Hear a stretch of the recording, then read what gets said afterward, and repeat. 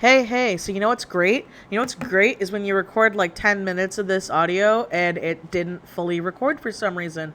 I really have to watch my screen now to make sure that my stuff records because that was, boy howdy, was that irritating. So anyway, not exactly a topic video, but I'm doing a tag. I haven't done one of these in a long time, and this is the Starving Artist tag. And the Starving Artist tag, well, I don't like the term Starving Artist, and I am planning on making a video in the future debunking the Starving Artist, like, trope. Well, I shouldn't say debunking it. It's more so you shouldn't like strive to do it. Anyway, due to my current editing issues, like what happened in my last video that went up last week, if my videos are over a certain length due to my RAM issue in my computer, the video just cuts off halfway editing and there's no way around it. And excuse me, I'd rather not have a like video cut up into parts if I could avoid it, especially for something like a tag or a story time, because I rather like those in like one sitting. I'm sure you guys do too. And so that will get fixed in the future. But again, mama's not made of money. So, all right, let's get into the tag. Why don't we? Number one, what's your favorite art experience? I'm so sad. I'm actually kind of sad I lost the audio for this. I was having fun with these. Anyway, my favorite experience of all time would have to be my first ever San Japan. The first ever convention I worked where I was selling my art, where I got to meet my friends Holly Brown, the Zodiac Lord, Quantablos, Pastel Monster, and I got to make new friends and meet new people such as Vexingly Yours and Adoritan. I don't know if they go by Adoritan anymore. But they're great. Getting to meet all of you guys, getting to meet like people who like knew who I was and gave me fan art. It like seeing faces has been such a great experience, and that's why I love doing cons. You know, hashtag before Six Spiky Round Boy came around, and I still want to do more cons. I know I was taking a break this year before Six Spiky Round Boy, but I, I do want to get back to them, even though things I know are drastically going to change when this is all over with. But meeting you guys, selling my artwork, getting to talk to other artists, meeting my online friends after so long, and just realizing that it felt like we had known each other for years. Oh my god, it made me so happy, and that's my favorite memory. Now, my least favorite memory, which is number two, is what's your least favorite memory or experience as an artist, and it was a long time ago, and it was by far the most upsetting thing I'd ever had happen. I've had other bad art experiences, but this was in a time in my life where I wasn't on YouTube. I was just on DA. I was struggling a lot. My husband and I were struggling a lot, and I really, really needed money. I really needed money at the time. My commissions were dirt cheap, and it was the only way I could make money. And because I was trying to look for jobs, and nothing was hiring back then. And so what happened was, I had this commissioner come to me who had commissioned me in the past, but they wanted something that was so disgusting and fetishized of myself, not my persona. They wanted me and their character doing something in a disgusting, fetishizing way. And I was so upset about it because I really, really needed the money. We really needed the money. And I was so disgusted because I was genuinely torn.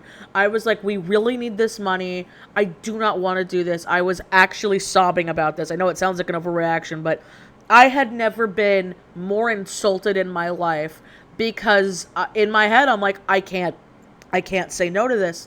And instead, I suffered. I said no, and I had a like terrible 2 months after that because they were going to pay me really well compared to what I was making at the time.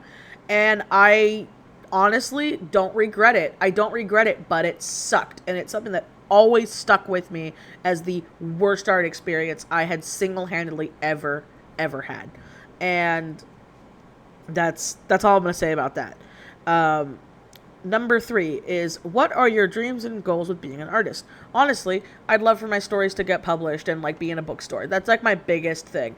I do want to make a comic someday. I do want to turn my stories into comics someday, but I'm a very paranoid person, and so the reason why I want to have my comics be books first is because if anything were to happen to me or my artistic prowess, I would rather be like, well, the stories are done, so you can find out how it ends, even if the comics don't work out.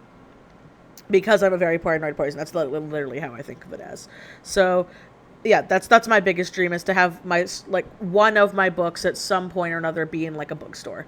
That's something. Doesn't have to be a bestseller, doesn't have to make an impact, but I would love to be able to, like, find my book at a bookstore. I think that would be, like, amazing. And so, number 4. What is your favorite medium and why? Digital art, hands down. But aesthetically, I love me some good Copic art. Some good Copic art with like a good dip pen ink. I don't know what it is about it that just speaks to me, and I like never have time to do it like the way that I would like to. But if again, digital art obviously, but if I could, that traditional that stuff's just so goddamn pretty. So that's number 4. Number 5. What inspired you to do art? Honestly, everything. I was just an artistic kid.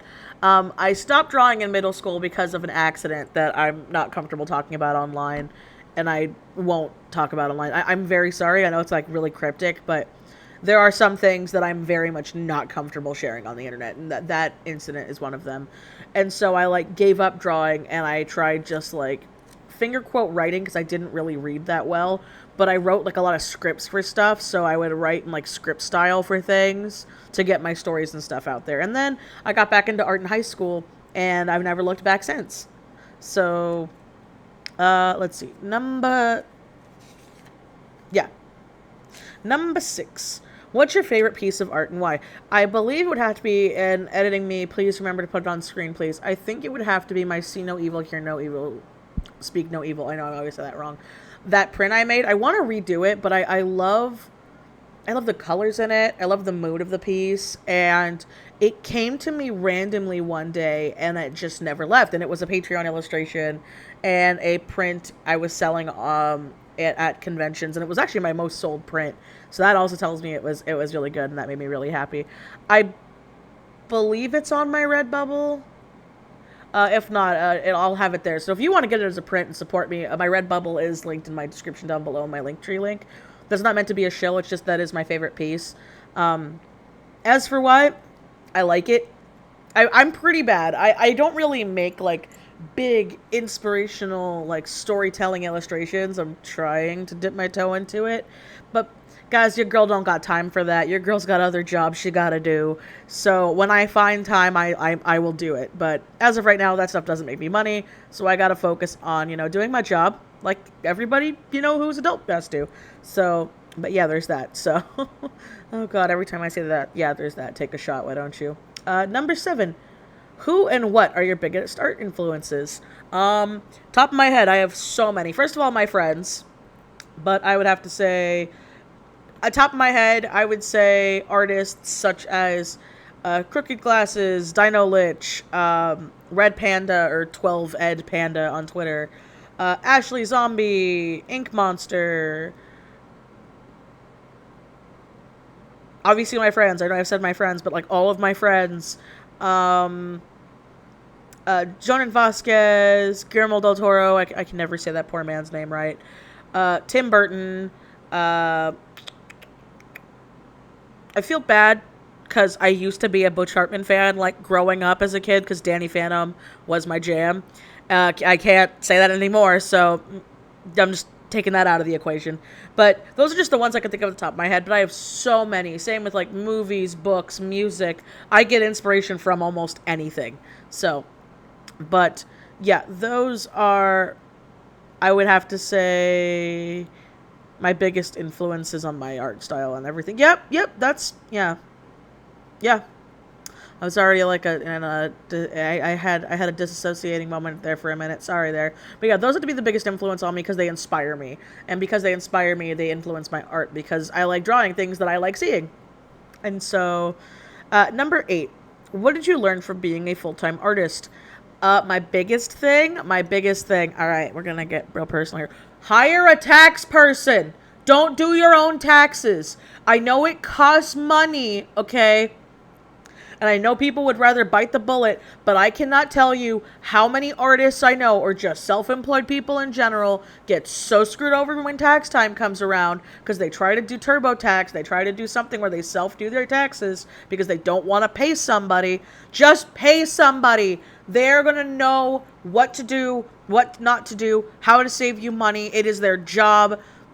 I've literally only ever used a tax person, and I've never had any issues with my taxes ever. In fact, they've told me things that I didn't know about. That's why I'm not really comfortable giving tax advice. I'm not a tax person, and legally I can't give tax advice because I'm not a tax person. But so many things I was able to save by getting my taxes done by a professional, especially if you're self-employed. Just bite the bullet. It's usually not that much money. It's anywhere between, and by that I mean, like, if you are making a living off of your artwork, it's not that much money in the long run. If you make anywhere between, I'll be generous and I'll say 10K to 40K, like in that range. You could, yeah, most artists make a lot more than that. I don't make more than that. I wish I did.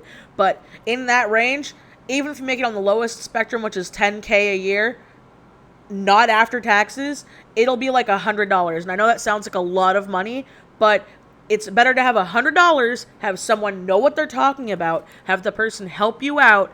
That way you might actually get money back instead of having to owe, because they'll know what you need to do, what you need to keep account of, what you need to file and appeal for. So that way you're not, half of your income in debt to the government. That's my biggest advice I could say from being a full-time self-employed artist, is just bite the bullet and hire a tax person.